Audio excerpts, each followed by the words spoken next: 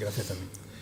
Muy bien, pues si os parece empezamos con la primera conferencia, ¿no? Tal Juan, porque somos compañeros de curso, nos conocemos desde que teníamos 17 años, 18 años, hicimos juntos la carrera de medicina, al terminar y juntos entramos de alumnos internos en el mismo departamento de fisiología de aquella época y juntos hicimos la tesina, juntos hicimos la tesis doctoral y ahí ya nos separamos transitoriamente para hacer estancias en el extranjero, etcétera, pero luego volvimos al mismo departamento de fisiología con diferentes áreas de investigación y hemos sido compañeros y amigos muy cercanos hasta la fecha en la que nos estamos jubilando. Él es un poco mayor que yo, se jubiló hace un año y pico y yo pues estoy en proceso. Septiembre pasado. En noviembre pasado yo estoy en proceso también de jubilarme, por lo tanto de verdad que es un placer presentar a Juan. Juan Rivas, como digo, es licenciado en medicina, doctor en medicina. Él se inició como neurofisiólogo y tuvo un desarrollo inicial en estudios del sistema nervioso, etcétera, en las primeras épocas de su formación predoctoral y postdoctoral. Pero pronto, él de joven era un gran deportista. De hecho, cuando yo lo conocí, yo fumaba como un carretero. Todo el humo que yo expelía le caía a él como fumador pasivo. Y en el laboratorio también. Y en el laboratorio pacientemente lo soportó sin denunciarme. Hoy en día sería imposible hacer eso, por supuesto. Pero él ya era un deportista porque venía de un club de remo, en fin, ha sido una persona muy cercana al deporte sevillano históricamente, pero en los orígenes, aunque era una persona que le gustaba el deporte, pero era más neurofisiólogo que fisiólogo del deporte, pero paulatinamente a lo largo del desarrollo de su vida profesional se fue interesando por la fisiología del deporte, por la medicina del deporte y bueno, y se ha convertido en una referencia, por supuesto, no solamente andaluza, nacional e internacional en fisiología y medicina del deporte. Juan, bueno, pues decía algunas de sus puestos, bueno, además de haber sido director de nuestro departamento de fisiología, ha tenido un montón de cargos de diferentes, aquí una lista de cargos que no lo voy a decir todos, voy a referir a aquello que considero más interesante para que el público un poco lo conozca mejor. Ha sido médico responsable de evaluación del Plan Nacional I+D para el deporte, ha sido médico de la Federación Española de Remo, médico de la Federación Española de Piragua,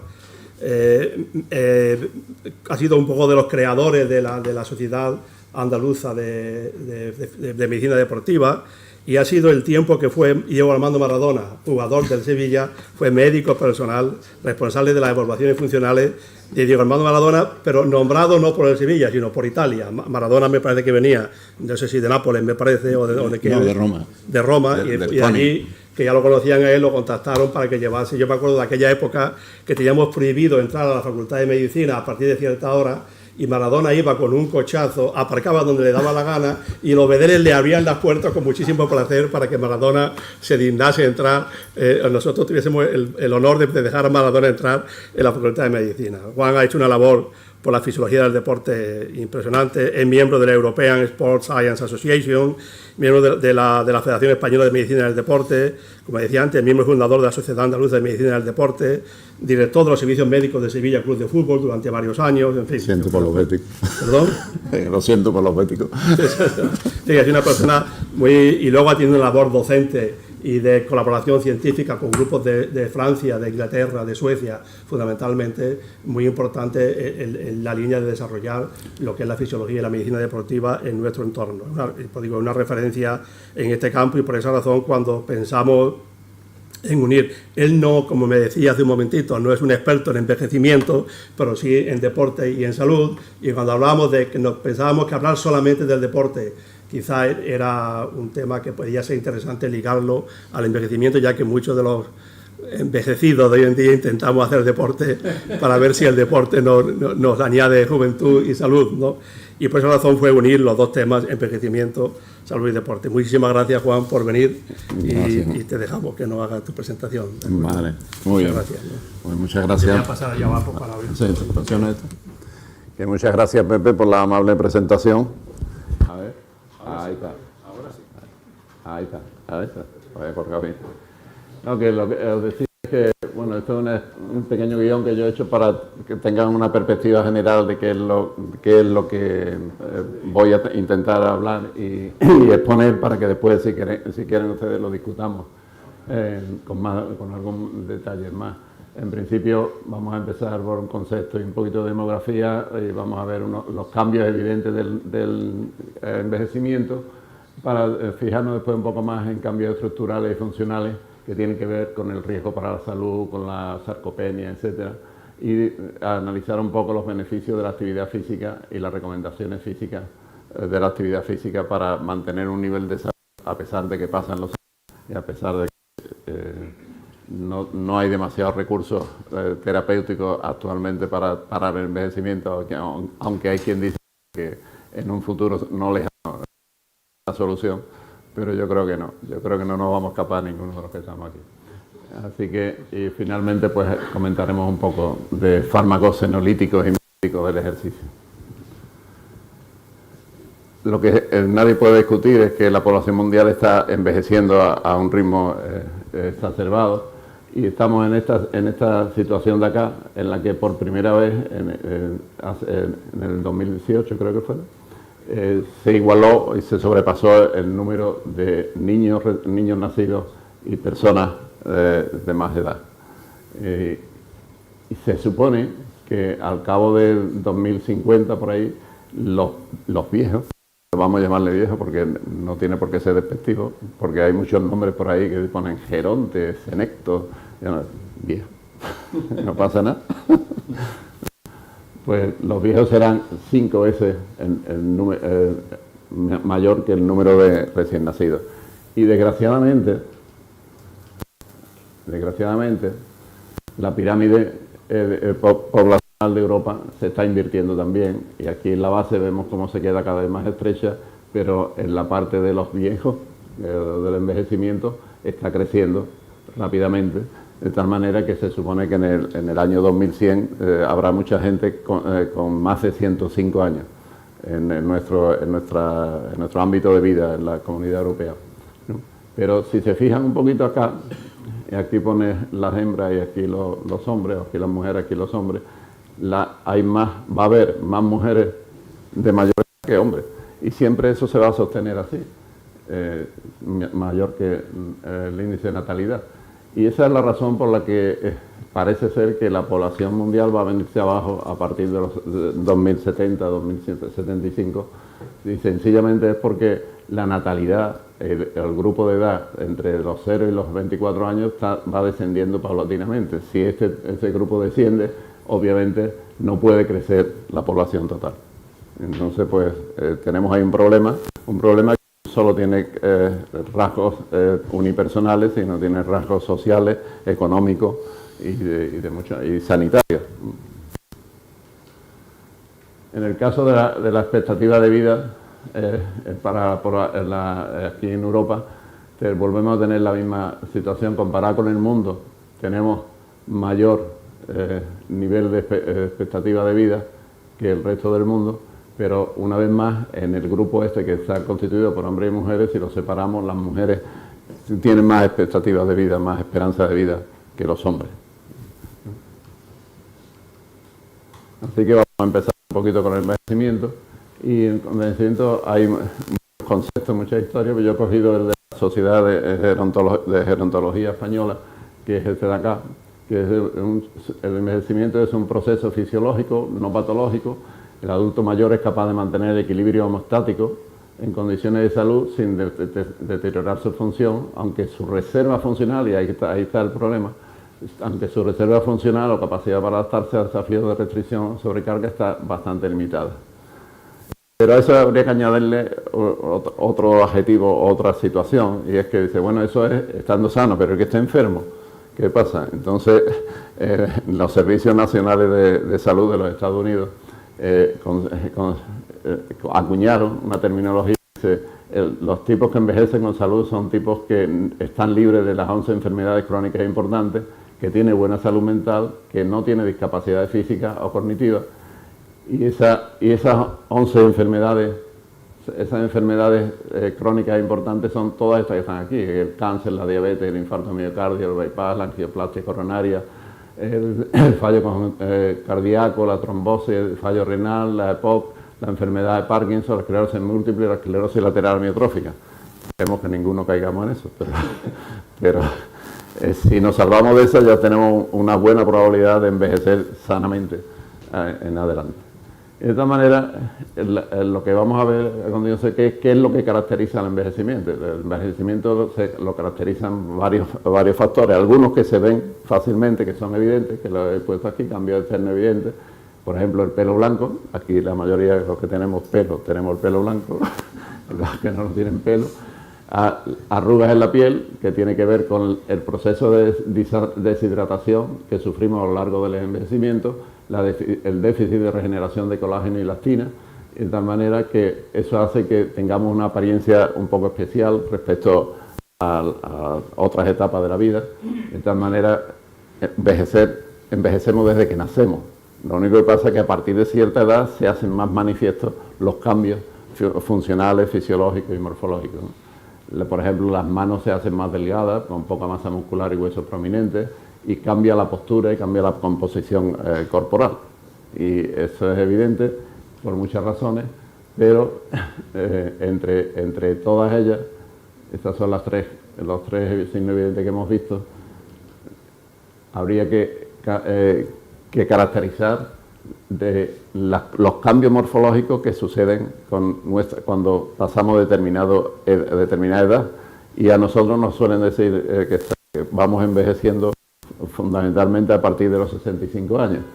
¿Por qué? Pues probablemente porque esta ha sido la edad de jubilación y entonces por ahí nos han catalogado, ¿no? Pero morfológicamente hay un montón de rasgos que caracterizan el estado de envejecimiento, y esto estaría aquí: la disminución del número de neuronas cerebrales, el aumento de peso, la disminución de la erección vertebral, la pérdida de masa ósea y muscular, el aumento de la rigidez articular, la disminución de la rigidez muscular por un lado y aumento por otro, y después lo veremos si podemos. Bueno, esto no ocurre aquí. Ponemos aquí. Aquí. ¿Dónde estamos aquí? Alteraciones en la estática, en los pies, en las manos, cambios en la postura como la cifosis, la relajación muscular abdominales, aumento de la grasa abdominal, disminución de distensibilidad de la pared vascular, hipertrofia prostática, catarata y un largo etcétera que nos acompañan paulatinamente a lo largo de nuestra vida. Pero funcionalmente hay más cambios todavía, y hay cambios realmente llamativos, como son estos de acá, que el gasto cardíaco, la cantidad de sangre que bombea el corazón en cada minuto, disminuye de un 20 a un 30% a partir de los 65 años en adelante. Eso va a suponer cierta limitación para actividad física, cierta limitación para estrés o situaciones de estrés inesperados. El consumo de oxígeno, por la misma razón, va a disminuir entre un 5 y un 9% por década, y así sucesivamente va a haber una serie de cambios que lo vamos a ver con un poco de detalle en algunos episodios en las próximas visualizaciones. Esto, por ejemplo, es uno de los cambios mejor demostrados en la piel de los sujetos de más de 65 años.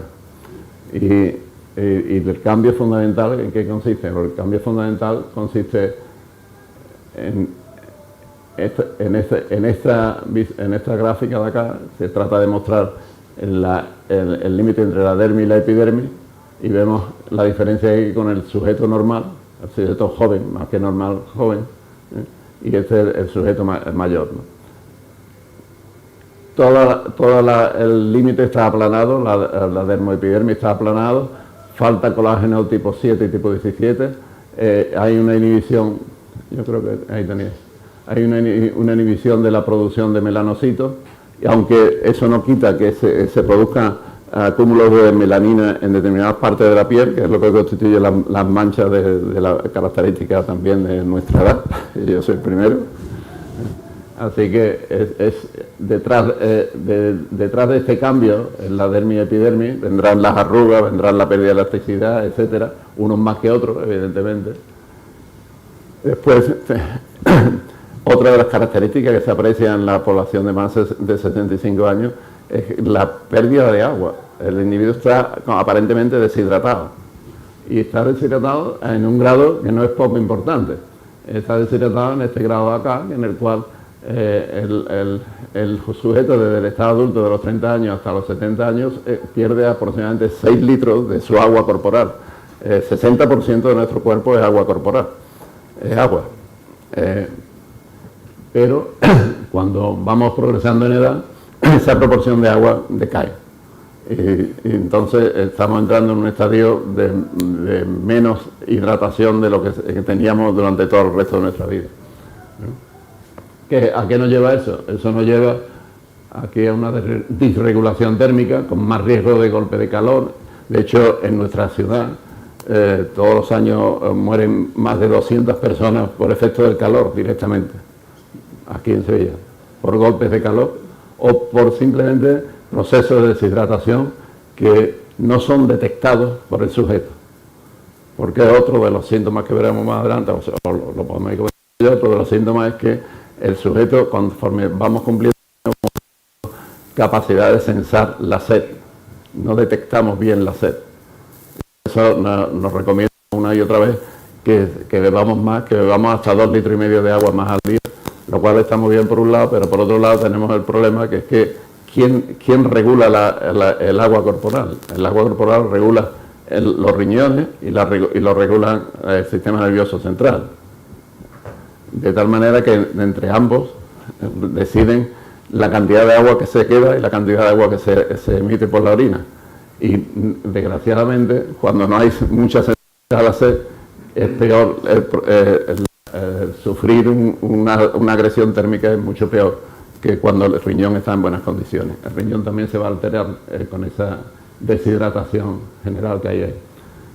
Y no solo eso, sino que la propia deshidratación hace que, por ejemplo, cuando se pone de pie rápidamente un sujeto de más edad, le puede venir una hipotensión, le puede venir una hipotimia y eso genera caídas. Y las caídas a partir de los 70 años son tremendamente peligrosas.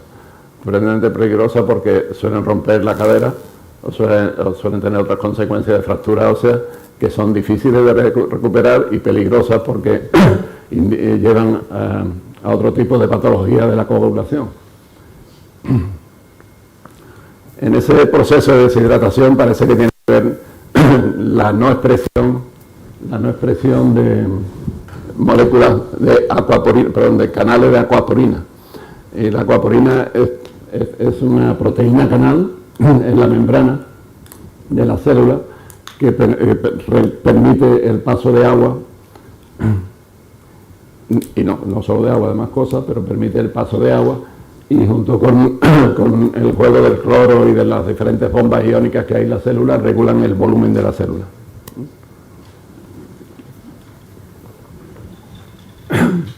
Se habrá deteriorado la expresión de agua. Vaya por Dios.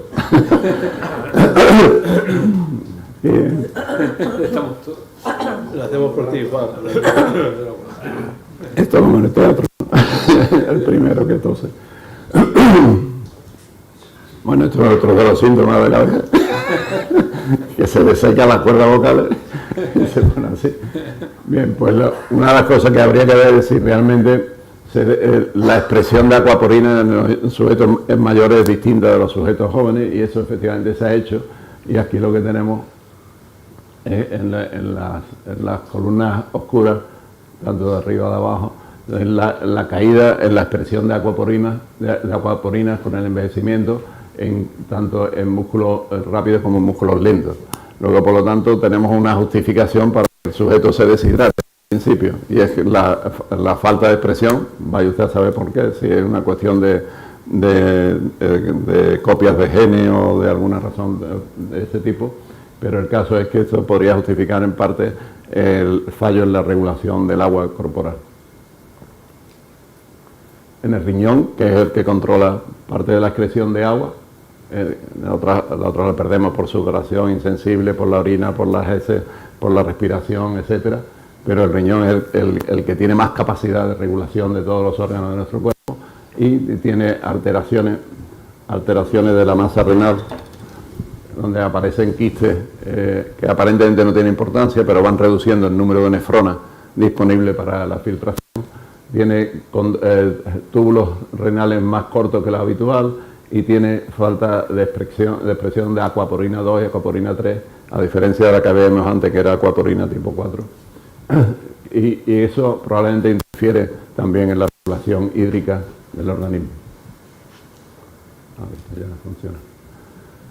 Desde el punto de vista estructural y funcional, es decir, lo que no es tan evidente, pero que se van conociendo cada vez con más detalle, que es lo que tenemos. Tenemos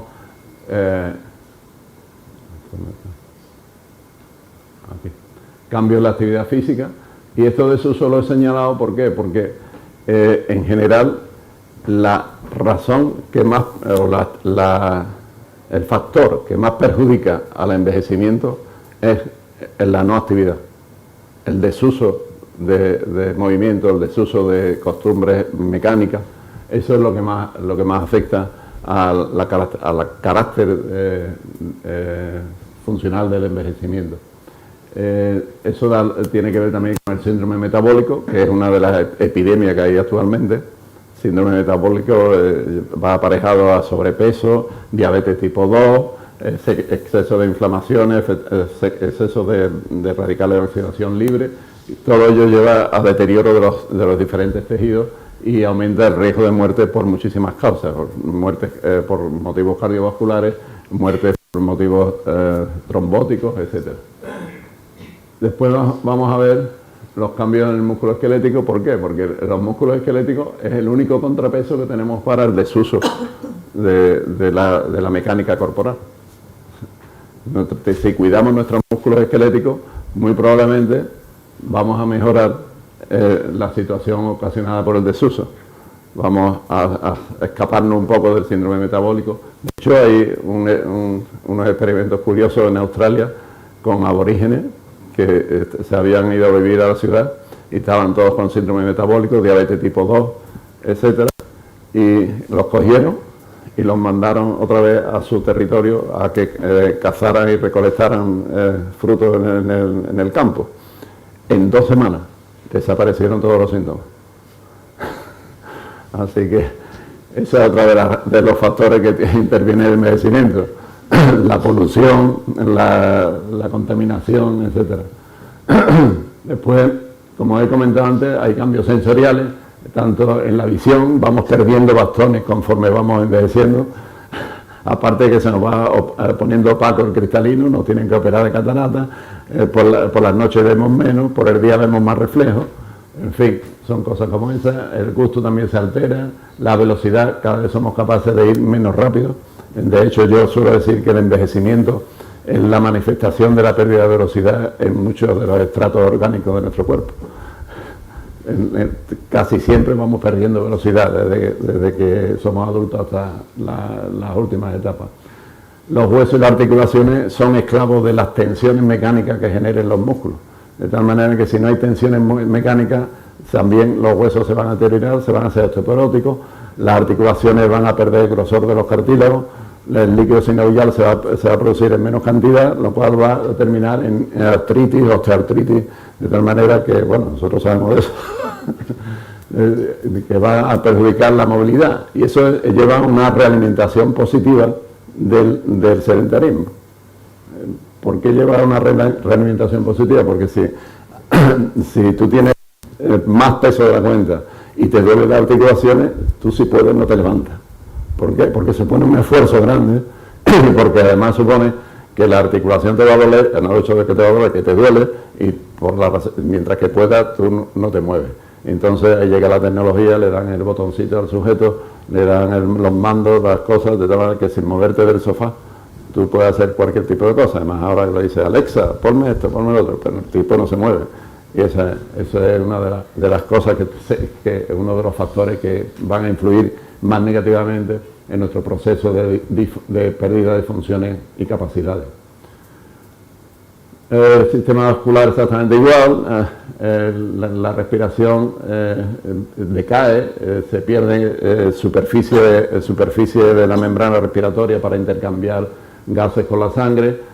El riñón ya lo hemos comentado, el sistema nervioso exactamente igual, el cerebro pierde tamaño, pierde masa, se enlentece en sus procesos, somos más lentos para decodificar las señales de los receptores de nuestro cuerpo y somos más lentos para activar funciones ejecutivas. Y al final, pues, todo eso redunda en cambios conductuales que hacen que el sujeto se busque la zona de confort para no trabajar, que es lo habitual. En 2 semanas de sedentarismo, el nivel de grasa de un abdomen pasa a esta situación de acá. O sea, hay un incremento, un aumento de la grasa abdominal manifiesto simplemente con 2 semanas de sedentarismo, o de estar inactivo prácticamente. Pero es que además, si uno está inactivo y no hace gran cosa, tenemos como este sujeto que está erecto, está bien, le funcionan sus músculos de la espalda como este, y llega un momento en que los músculos de la espalda pierden tensión, se fatigan más fácilmente, y eso hace que el sujeto se encorve hacia adelante, o como aquí, se encorva hacia adelante. ¿Qué consecuencia tiene eso cuando se encorva hacia adelante? Pues, como se ve aquí, la región abdominal se hace prominente. ¿Por qué? Porque al cambiar la postura de esta posición erecta a esta encorvada hacia adelante, los músculos abdominales se relajan. Y al relajarse los músculos abdominales, ahí permite que quepa más grasa, que haya un déficit de control de la postura. Y no solo eso, sino que el hecho de estar así encorvado puede dar lugar a lumbalgia, dolores de la articulación lumbosacra, que te pueden impedir hacer ciertas funciones, pero lo que es más peligroso es que el centro de gravedad, tanto en esta postura como en esta que está un poco exagerada, el centro de gravedad viene a caer por delante de los pies, lo cual te hace fácilmente que caigas en el terreno, poco que haya cualquier obstáculo por ahí. Los músculos son las herramientas de nosotros, pero también sufren con el sedentarismo, también sufren con el desuso, y lo que tenemos aquí, por ejemplo, es que hay una pérdida notoria, por ejemplo, en el bíceps braquial del brazo, se atenúa la masa muscular, se pierden fibras musculares, y esa pérdida de fibras musculares te puede afectar también a tus capacidades, y de hecho te afecta a las capacidades funcionales que hacer con los músculos. Ya uno no salta tanto, no corre tanto, no lanza tanto, y por lo tanto hay que cuidar esos músculos. Pero los músculos son una maquinaria súper sofisticada, desde mi punto de vista de los mejores motores moleculares que yo conozco, a pesar de los ingenieros que tienen buenos motores, pero dentro de esos motores el músculo esquelético es un ejemplo de diseño y un ejemplo de eficacia mecánica, ¿no? La masa muscular cae con la edad, cada década va cayendo cada vez más, cada vez va cayendo ahí hasta que se estabiliza, y lo que viene a ocurrir con el envejecimiento es esto que aparece acá, y es que el módulo elástico pasivo comparado con los jóvenes aumenta y hace que las fibras musculares sean más rígidas en los sujetos mayores que en los sujetos jóvenes. Y eso por un lado es bueno porque permite que en posturas normales que no sean muy extremas te ahorran combustible, trabaja con estructuras pasivas que no consumen ATP, pero sí genera, en el caso de los elementos de titina, que son elementos pansarcoméricos que mantienen la tensión del músculo sin consumo de energía, lo cual es de agradecer cuando el individuo está corto de energía, ¿no?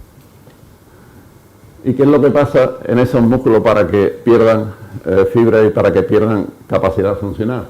Pues algo tiene que pasar importante para que eso ocurra, y como estamos viendo aquí, por ejemplo, yo no lo veo muy bien eso, pero esto es un corte de resonancia magnética de un sujeto joven, creo que es, sí, de un sujeto joven. Y esto es el mismo corte por resonancia magnética de un sujeto que es sedentario, totalmente sedentario. Y la diferencia es notoria, la cantidad de tejido graso subdérmico que tiene este individuo sedentario comparado con la masa muscular, que es todo esto gris que aparece acá, de un sujeto joven. O, lo que es más interesante, es esto de acá. Bueno, sí, pues, aquí, que es que este es el muslo, la sección de corte por resonancia magnética de un triatleta de 70 años. ¿Eso qué quiere decir? Eso quiere decir que si nos lo proponemos podemos salir de esta situación de atrofia muscular y llegar a un manejo de una masa muscular suficiente para controlar nuestro cuerpo, no exactamente como cuando éramos jóvenes, pero muy parecido a cuando éramos jóvenes. ¿Y quién tiene la culpa de que se vayan atrofiando esos músculos y se vaya perdiendo fuerza, se vaya perdiendo velocidad? Pues entre ellos esta estructura que hay aquí. Esto que están viendo aquí es un corte a microscopía electrónica de una fibra muscular que está compuesta por muchos motorcitos como estos, que están acá, son unidades funcionales, no son motorcitos moleculares, estos son sarcómeras, y para que esto funcione, es como los coches, necesita que le llegue una corriente eléctrica, y esa corriente eléctrica genera una salida de un segundo mensajero, que es el calcio, y ese activa el motor mecánico. Pero en este caso, el dispositivo de ignición electroquímica, que son estos que están aquí, que se llaman las triadas, los túbulos en T, en los sujetos normales están aquí situados al lado de la sarcómera, está muy bien organizado, no tiene ningún problema, pero en los individuos de 70 años ya empiezan a estar ubicados en sitios más o menos lejanos, pero fíjense, por ejemplo, aquí no hay ningún túbulo en T, ninguna cisterna, no hay ninguna triada, aquí tampoco, y si el individuo tiene 80 años, prácticamente es que no tiene, o tiene muy poco. ¿Eso a qué nos lleva? Eso nos va a llevar a esta situación, que si hacemos un modelaje matemático de la difusión del calcio a través, una vez que se activen esos túbulos en T, esos inyectores, sistemas de ignición electroquímica como estos que están acá, las manchas oscuras sería la representación de la extensión en la cual se va a difundir el calcio, que es el que enciende los motores moleculares. En efecto, ese calcio va a ser mucho más diseminado y difundido en la fibra de un sujeto de 34 años que en un sujeto de 75 años. Lo cual, ¿qué quiere decir? Pues que probablemente nuestro sedentarismo ha sido en gran parte culpable de que aquí no aparezcan dispositivos de triadas que puedan liberar calcio y puedan encender motores. Así que esa es una de las causas principales del deterioro de la función muscular. A ese deterioro de la función muscular y a la pérdida de fibra se le denomina sarcopenia, que es pérdida de fuerza y velocidad, pero la sarcopenia en realidad desde el punto de vista no se debería llamar sarcopenia, solo se debería llamar neurosarcopenia. ¿Por qué? Porque normalmente las motoneuronas que controlan cada fibra muscular y la fibra muscular que es controlada por cada neurona son una especie de amantes de Verona, que están toda su vida juntos, pero si le quitas uno, el otro se muere. Si le quitas la fibra, la motoneurona se muere. Si le quitas la motoneurona, la fibra desaparece. Bien, pues la mayor parte del personal envejecido y sedentario tiene una sarcopenia notable, de tal manera que por eso tiene esa pérdida de fuerza y de velocidad, y que da lugar a una deficiencia postural, a una pérdida de agilidad, a pérdida de equilibrio, lo cual es súper peligroso para las fracturas óseas de los sujetos. Tienen mucho más miedo a las caídas, se van agarrando. De hecho, cada vez ven ustedes más señoras o más personas mayores que van con un andador apoyándose, porque aparte del miedo a las caídas es que se caen. Entonces, pues es una manera de ayudarla a que no se caiga. Y finalmente, pues todo eso lleva a una pérdida de autonomía personal, que hace que la tengamos que ayudar de una forma o de otra. El perfil fisiológico en general de la sarcopenia, pues es una pérdida del 50% del área de sección de las fibras tipo 2, es decir, se hacen más delgaditas, disminuye la reserva de proteínas y de potasio, se reduce un 15% de la masa corporal magra entre la tercera y la octava década, y hay una pérdida de masa muscular en piernas que en cada 5 años es del orden de 0,7 kilos o 0,3 kilos en el caso de las mujeres. Es decir, tenemos una velocidad de pérdida de fibras musculares bastante alta conforme pasan los años.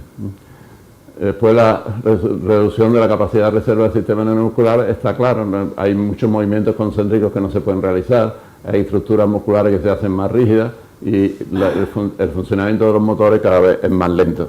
Luego, la sarcopenia y la pérdida de velocidad están asociados justamente por trastornos en el sistema motor esquelético de nuestro organismo. Epidemiológicamente, la sarcopenia se presenta en el 20% de la población mayor de 65 años que cursa con debilidad muscular, y a partir de los 80, de los 85, el 50% de la población, si no hace nada, padece debilidad muscular. De tal manera que esta debilidad muscular hace que el 30% de la población de sujetos de más de 65 años tenga una caída al año como poco. Y eso es, vuelvo a repetirlo, es de lo más peligroso que le puede ocurrir a un sujeto de esa edad si no está contrapesado con actividad física, con deporte, etc. ¿Se podría curar esa sarcopenia con trabajo hiperplásico, hipertrófico? Pues probablemente sí, pero no está todavía demasiado bien comprobado. Lo hemos visto antes en la resonancia, en las cortes de resonancia magnética, pero bueno, en cualquier caso, el músculo esquelético necesita un mantenimiento excelente. ¿Y por qué? Porque está en relación con muchos otros factores. Primero, la actividad física. La diferencia entre actividad física y deporte es muy poca, pero que actividad física es cualquier tipo de movimiento que nosotros hagamos. Deporte es una actividad física programada, estructurada y con un objetivo. Pero al fin y al cabo, a lo que le interesa al músculo es actividad física, ¿no? Bien, pues la actividad física a su vez es fundamental como estímulo para que el músculo esquelético se mantenga, se regenere, etcétera, pero necesita un ambiente adecuado de hormonas, de IGF-1, factor de crecimiento parecido a la insulina, testosterona, dihidroandrosterona, etcétera, y a su vez tiene la importantísima labor de conectarse con el sistema nervioso central, que es el que le va a mandar los estímulos eléctricos adecuados y va a tener también y le va a mandar estímulos tróficos para que se mantenga la actividad de ese músculo esquelético. Por otra parte, el propio músculo esquelético en actividad física parece que es capaz de generar factores neurotróficos de crecimiento, como el cerebral y el glial, que favorece la sinapsis, el establecimiento y fortalecimiento de sinapsis a nivel del sistema nervioso central. Ahora, el cerebro también se afecta y el cerebro pierde peso y tamaño en un 5% por década tras cumplir los 40 años, lo cual es desastrosamente grave. Pero no parece que tengamos más remedio, mucha herramienta para combatirlo, excepto entrenar no ya la parte mecánica, la parte motora del funcionamiento de los músculos esqueléticos, sino la parte cognitiva y la parte ejecutiva de nuestro cerebro. Y de ahí viene después la pérdida de memoria a corto plazo, etcétera. Y hay una constante en todos los cerebros de los mayores de 65 años, y no es que no funcione, es que funcionan más lento. Y esa lentitud de codificación de estímulos y de las funciones ejecutivas es lo que hace que aparentemente y realmente un sujeto tenga menos reflejos para responder a un estrés inesperado. Por ejemplo, el ir andando y tropezarte con una piedra, con un escalón, si eres joven no pasa nada, pega un salto y tal, pero si estás ya en la década de los 80, ese tropezón es muy difícil que lo recomponga antes de caer al suelo. Esos son factores que te puede fastidiar. Afortunadamente la actividad física parece que a través de factores neurotróficos, no solo estos sino algunos más, son capaces de mantener la capacidad de aprender y la capacidad de realizar sinapsis. Disminuye las neuronas, disminuye la sinapsis, disminuye el diámetro de los axones, aumenta la fibrosis de las capas de mielina. Todo eso va en contra de que funcione adecuadamente. Pero aún así, haciendo actividad física, esos factores neurotróficos son capaces de compensar todas esas pérdidas. De tal manera que tenemos ahí que con un poco de actividad física, pues no un poco, ya quisiera. Este tipo está produciendo un PNF a más velocidad que los barriles de petróleo de ahora. Mejora el aprendizaje, mejora la memoria, mejora el estado de ánimo, estimula la producción de serotonina, reduce la probabilidad de demencia y mejora la neuroplasticidad, que es fundamental para poder seguir aprendiendo. Bien, pues como la postura de nuestro cuerpo es el resultado de la combinación de una serie de músculos tónicos, fásicos, etcétera, para mantener el centro de gravedad en un perímetro 10 centímetros por fuera de donde tenemos nuestro punto de apoyo. Lo que tenemos es que se va cambiando la postura. El individuo de más de 80 años empieza a flexionar su rodilla, empieza a echar hacia adelante la columna vertebral, y se hace inestable, por eso el uso del bastón o de los andadores, y así está en un riesgo de tropezarse y de caerse, como acabamos de decir.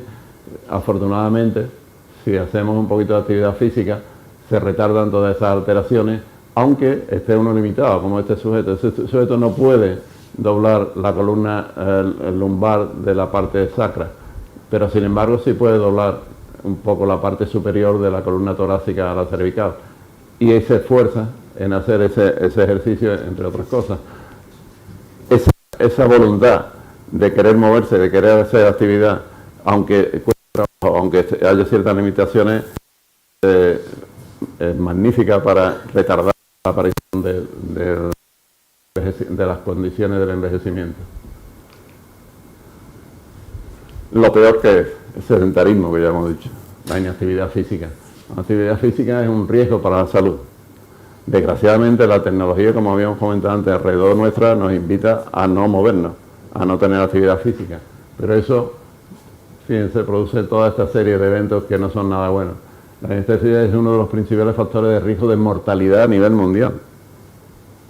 Y si quién lo iba a decir, uno pensaría que es el cáncer, que las patologías cardiovasculares, por ejemplo, que es la mayor causa de muerte actualmente en nuestro país, es importante, es un factor de muerte importante. Pues la inactividad física empeora esas condiciones cardiovasculares y empeora la probabilidad de subsistir sin riesgo para la salud. Luego, esto es fundamental combatirlo de alguna forma.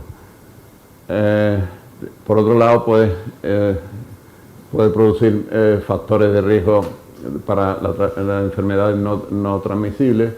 1 de cada 4 adultos tiene un nivel suficiente de actividad física a nivel mundial. 1 de cada no tiene un nivel suficiente de actividad física, es decir, el 25% de la población no tiene un nivel de actividad física adecuado, y esos son muchos millones de habitantes.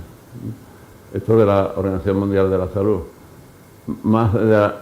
Y esto es otro problema, más del 80% de la población adolescente del mundo no tiene suficiente actividad física, y esos son los jóvenes que deberían estar saltando y corriendo por ahí, pero a pesar de, por las razones que sean, entre otras el advenimiento de la tecnología pro sedentarismo, esta población joven no hace lo que tiene que hacer. Y no solo eso, sino que es que la mejor manera de combatir un envejecimiento es sencillamente activando los niveles de programación de actividad desde los 30 años en adelante. O sea, si ahora con los 65 o los 70 podemos entrar en actividad. Bueno, vamos para más adelante, más para acá, pero si hubiéramos empezado a los 40, hubiéramos estado en mucha mejor situación. Total, que tanta es la preocupación que al final los Estados miembros de la Organización Mundial de la Salud han acordado reducir la inactividad física en un 10% para el año que viene, que está por ver. Pero bueno, justamente esto es una demostración del estudio de Stanford que se hizo durante 20 años, en el que la actividad física cambia la tasa de mortalidad importantemente. Por ejemplo, en este caso, los tipos sedentarios tienen una mortalidad mucho mayor que los tipos corredores. La tasa de mortalidad baja ahí un 20% por debajo de la que tienen los sedentarios. Y la incapacidad funcional de esos sujetos aumenta un 50% en relación a los tipos que hacen actividad física. Luego, lo que nos está diciendo eso claramente es que o haces actividad física o tú tienes más probabilidad de morirte, y de morirte antes de lo que te hubiera tocado de hacer un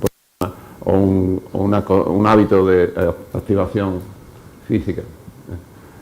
Beneficio del ejercicio del sistema cardiovascular, un montón. Mejora la función diastólica, mejora la fuerza de contracción ventricular, mejora la reserva coronaria, el gasto cardíaco, la resistencia periférica, el endotelio vascular, la tensión arterial, el flujo sanguíneo renal, el cerebral, todo eso.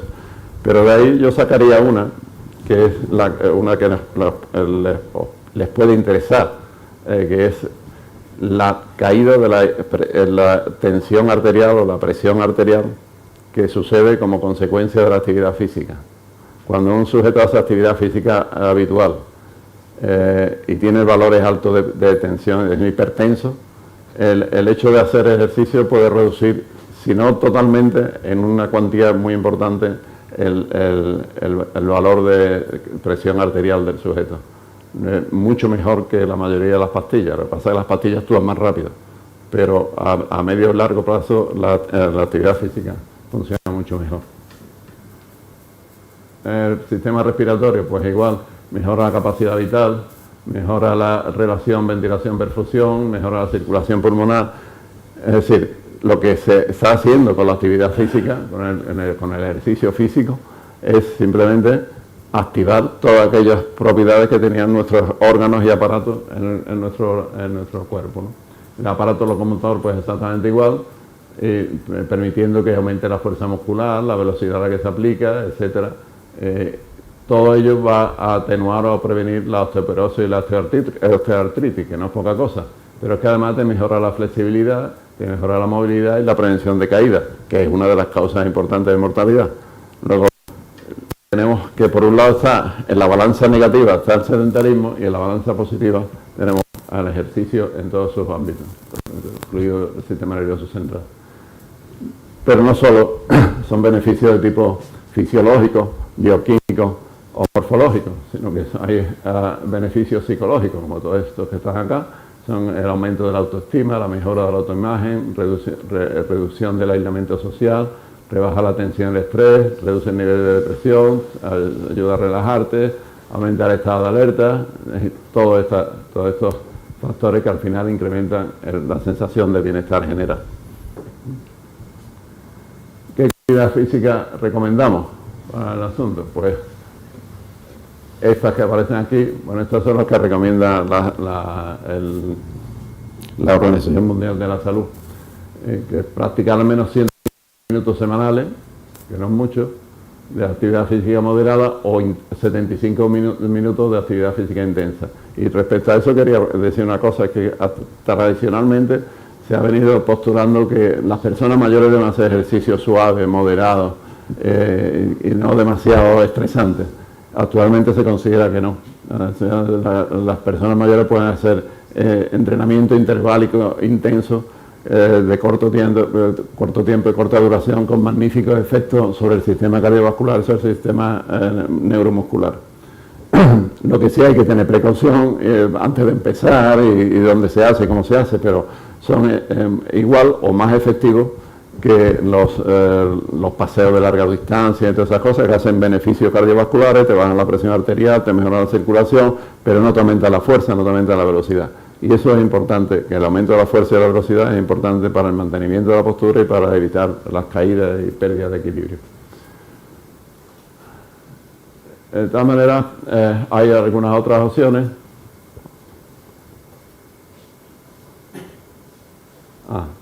Sí. Esto, por ejemplo, las personas con problemas de movilidad deben practicar actividad física para mejorar su equilibrio y prevenir caídas. Y fijaos que dice aquí 3 días a la semana. 3 días a la semana es lo que nosotros proponemos de hacer de una actividad física relativamente sencilla. Todo eso va encaminado a fortalecer los grupos musculares, como hemos visto anteriormente. ¿Qué importancia tiene la dosis de actividad física en relación al nivel de fallecimiento? Pues fíjense cómo de esta la dosis de fallecimiento de sujetos sedentarios, como la dosis mínima recomendada, hay una caída importante hasta ahí, pero este se ha escapado. Ahí. Pero este a las 8 semanas, 8 horas, perdón, a la semana, que no es tanto, genera una caída en el índice de fallecimiento súper importante. Así que, una vez más, tenemos la actividad física como un freno a la tendencia a la mortalidad de los sujetos sedentarios. ¿Cómo se hace ejercicio? Pues como siempre, se empieza calentando, se hace ejercicio normal y corriente aquí, pum, pum, el índice metabólico va subiendo por ahí, pero hay una cuestión que es cuando uno deja de hacer ejercicio, o durante el ejercicio hay cierta destrucción o cierta alteración de la estructura muscular, y por esa razón, después del ejercicio hay un aumento metabólico y el sujeto tiende a reparar todo lo que se ha dañado un poco. Es como el mantenimiento de los coches, ¿no? Cada cierto tiempo hay que hacerle algo, las ruedas, el aceite, pues esto es prácticamente por el estilo. Y entonces hay que dejarle un tiempo de reparación y mantenimiento tisular que está presentado aquí. Es importante el descanso después de la actividad física del sujeto. Lo que yo recomiendo, que es pues esto, mis recomiendos son, que como estábamos comentando antes, 40 sentadillas al día por 3 días a la semana. Y dice, 40 sentadillas es mucho, no, 40 al día, no quiere decir 40 seguidas. Entonces podemos hacer 4 de 10 o 8 de 5, pero sentadillas, no media sentadilla, como decía Pepe, que decía, no, sí, no, eso te fastidia la rótula. Entonces hay que bajar hasta abajo. No, la primera vez te cuesta la misma vida, es más, te queda abajo. Ahora sí, te queda un boom. Y ya quien me sube, me da alguien por ahí. No, pero se pueden hacer. ¿Y por qué recomiendo yo eso fehacientemente? Porque sencillamente esto es lo que más fortalece la musculatura del muslo. Y la musculatura del muslo es la que más estabilidad te da, y más fuerza te da para levantarte y para andar por la vida. Los brazos son importantes también. Y observen ustedes, podemos observar al señor Biden, que cuando anda así, ¿cierto? Pero no anda así. Eso que parece una tontería es un deterioro del control de la postura. Y el no bracear es un error para todas las articulaciones de los músculos del brazo. A su vez, hay que cuidar también esos brazos y hacer unas 40 flexiones de brazos. ¿Cómo se pueden hacer las flexiones de brazos? Pues tampoco te vas a tirar al suelo como una lagartija, ¿no? Pero se puede hacer con un punto de apoyo y ya está. Se hace así, es relativamente fácil, ¿no? Y finalmente, ¿qué? Pues hay que cuidar el sistema cardiovascular en términos de resistencia a largo tiempo. Entonces ahí se recomienda, o yo recomiendo, unos 40 minutos de andar o bailar al día, porque le guste bailar, pues ya saben. Y si puede, 4 días a la semana. ¿No? Ahora, siempre hay que empezar lentamente y a baja velocidad para terminar a velocidad moderada o máxima. Precauciones, pues las que aparecen aquí, si aparece si el estiramiento no te debe doler, solo producir un ligero disconfort. La debilidad repentina, calambres, contracturas, a pararse. Haz ejercicio si puedes siempre cerca de alguien. Eso es lo que me dice mi mujer muchas veces, porque voy a remar en un solo barco. Si vas solo, pues claro, no voy solo. No, pero después hay más gente alrededor. Pero es verdad que es bueno tener gente alrededor, porque te puede pasar, a nuestra edad nos puede pasar cualquier cosa. Un mareo de las cervicales, una indisposición, una lipotimia, cualquier cosa. Y eso hay que aprender a hacerlo ahí, a hacer los entrenamientos de fuerza, no superar el 85% de la frecuencia cardíaca máxima, no usar el ejercicio isométrico, utilizar cargas mayores del 70% de una máxima, respirar siempre por la boca, que esa es otra que nos han dicho de pequeño. No, inspira por la nariz y suelta el aire por la boca. Bueno, eso está bien cuando uno vive en Finlandia, porque hace mucho frío, pero aquí no. Aquí si puede, respira por la boca. ¿Por qué? Porque hay mucho menor resistencia al tránsito de flujo aéreo. Y por lo tanto, siempre que te lo pide el cuerpo, respira por la boca. Así que es en la edad avanzada, justamente cuando más necesario, tenemos que controlar ese ejercicio y hacer ese ejercicio. ¿Qué recursos terapéuticos tenemos para el envejecimiento?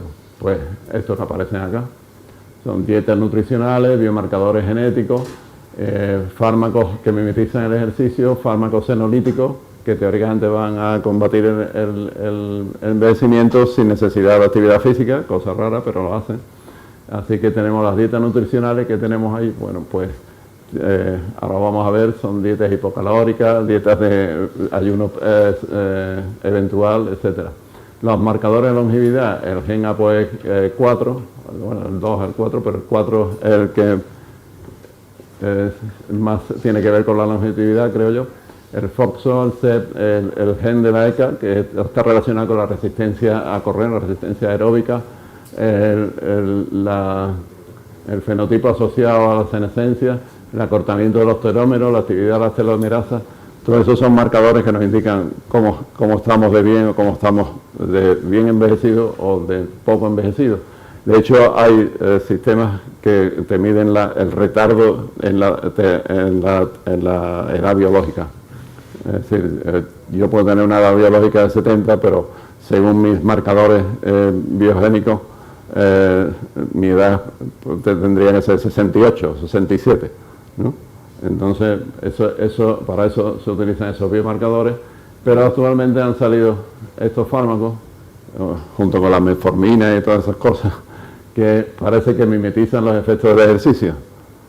Pero hoy por hoy se están apareciendo cada vez más síntomas secundarios a esos fármacos, y no parece que sean todos los sanos que cabía esperar. Y por otro lado, los fármacos senolíticos, como el desitanimib, la quercetina, la cistina, la rapamicina, que la conocemos de la hipertrofia muscular, etcétera, la hormona del crecimiento, todos esos son fármacos que retrasan el envejecimiento o te permiten envejecer con buenas condiciones de salud. Las dietas antes del envejecimiento, pues hay infinidad de dietas, eso ya no se puede controlar, pero en general que sea ligeramente hipocalórica, que haya un predominio de proteínas de origen vegetal y que haya 5 días y es un experimento relativamente reciente, 5 días al mes de ayuno. No tienen que ser seguidos, 5 días ni tiene que ser absoluto, pero vamos. Pero esos 5 días del mes absoluto, de ayuno, estos 5 días al mes de ayuno, al cabo de los 3 meses, fíjense lo que consigue. Si este es el índice o la edad biológica del sujeto, en este caso, después de 5 meses, los fármacos estos que simulan yo he puesto el ayuno, ¿no? Simulan el ejercicio. Estos van aquí y retrasan la edad biológica. Es decir, si uno hace ese tipo de ayuno 5 días al mes, al cabo de 3 meses, puede tener su edad biológica reducida en 1 año o 1 año y medio, algo así por decir. O sea, lo cual no está nada mal. Lo que pasa es que debe ser incómodo, pero es como todo. La hipertrofia muscular, bueno, pues ya hemos visto que es importante para los músculos, pero a veces nos dan sorpresa en la naturaleza. Y este chico, por ejemplo, este chico que está acá, es un chico que no tiene activo el gen de la miostatina. La miostatina es el marcador que utiliza nuestro sistema general de control de crecimiento muscular, de tal manera que cuando el músculo crece, empieza a crecer y no crece indefinidamente, sino que conforme va creciendo, va subiendo la cantidad de miostatina hasta que lo frena en un determinado nivel. Cuando no existe esa miostatina, ocurre esto, que el sujeto tiene una cantidad de músculo tremendo porque el músculo crece sin control prácticamente, pero el ser humano es muy raro y también se lo utiliza para él. Y cuando se utiliza fármacos que silencian la miostatina, pues sucede y aparecen tipos como este, que aparece ahí, que no es nada sano ni es nada normal. Simplemente con un fármaco que cuesta 60 euros aproximadamente, te puede quitar el efecto de la miostatina. Y una cosa interesante, dice, cuando se explora en el planeta dónde está la gente que vive más años en mejores condiciones, en lo que se ha llamado zonas azules, esas zonas azules están distribuidas por el mundo. Y están distribuidas por el mundo, por ejemplo, en Cerdeña, en Italia, en Loma Linda, en California, en Ikaria y en Okinawa, en Japón. Y en esos territorios hay un exceso, en relación a la población normal, la cantidad de sujetos con más de 100 años es apabullante. Por ejemplo, aquí en Okinawa, la cantidad de sujetos con más de 100 años es más del 15% de la población. Lo cual es muy extrañado. Dice, bueno, ¿y qué hacen esta gente para vivir tanto tiempo? Y también, en Costa Rica también hay una población que es súper centenaria. En España también lo hay, en La Coruña, en Mérida. Hay también mucha gente centenaria. ¿Qué es lo que hacen esta gente? Pues lo que hacen esta gente es todo esto que aparece aquí. Tiene un entorno familiar y social, tiene una dieta rica en vegetales, cultivan las huertas, tienen actividad al aire libre. Lo de las mujeres fuertes se lo podían ahorrar porque son en todos lados. Hacen otra cosa que ha estado deteriorada durante mucho tiempo, que es la siesta. Todos duermen siesta. Y debe ser algo bueno. Consumo abundante de fruta, de una actividad física moderada, y tienen un ikigai. ¿Y un ikigai qué es? Un ikigai le dicen los centenarios de Okinawa. ¿Qué es esto de acá? Es un proyecto de vida con un objetivo ilusionante. Algo que les ilusione. Eso, y sentarse todas las tardes a tomar café y a charlar, es lo que hacen. Entonces, pero todo ello se caracteriza por una cosa, y es que todos mantienen un nivel de actividad física moderada durante todo el día. Por ejemplo, los viejecitos de aquí de Okinawa, todos tienen un jardín. ¿Y qué hacen para cuidar el jardín? Pues cogen las tijeras y van podando. Aquí una florecita, aquí una piececita, a sentadilla. Exactamente. Y no se caen. Y tienen un índice muy bajo de deterioro de las articulaciones. Es decir, esto lo que nos está diciendo es que si no comemos mucho, comemos sano y nos movemos un poquito, vamos por buen camino. De hecho, la esperanza y la capacidad funcional, la esperanza de vida, la capacidad funcional, tiene que ver con que la zona de morbilidad, que está aquí representada en gris, esto es de Daniel Lieberman, que es un biólogo de la Universidad de Harvard, que tiene un libro que yo lo recomiendo leer cuando estén aburridos, que es Exercises, y que te viene a explicar muchas cosas, pero al final viene a decir que los seres humanos, colectores y cazadores, tenían un tipo de vida que es muy diferente al que tenemos ahora, y que no tenían esos problemas que tenemos nosotros con el sedentarismo y con todo lo demás. Y dice, y aquí lo que sucede es justamente eso, es que cuando un individuo está físicamente inactivo, es fumador y es obeso, la caída en la esperanza de vida es sustancial. Pero si vamos todo bien y lo hacemos todo bien, vamos a irnos hasta este perfil, que hay poca reducción de la mortalidad, que no hay mucha mortalidad, pero cuando llega a un punto determinado, esto cae en picado hacia abajo. Eso es lo que nos va a pasar a nosotros. Estamos llegando hasta los 85, hasta los 90, los 95, los 105 años, y un buen día de buena primera, ¡pum!, por alguna razón caemos. Pero si eres inactivo, tanto ahí como acá, con buena salud o con enfermedades adicionales, el rango de mortalidad es tremendo desde los 50 a los 70 años o 80 años aproximadamente. Mientras que si estás sano, no fumas, pues te pones bien. Así que hay que envejecer sin miedo. El envejecimiento, según yo observo en diferentes trabajos que tenemos y que he leído por ahí, es que el envejecimiento es la manifestación de la pérdida de velocidad en todos los estratos organizativos del ser vivo.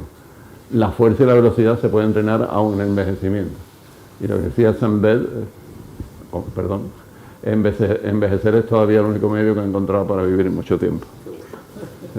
Mucho tiempo, pero ¿en qué condiciones?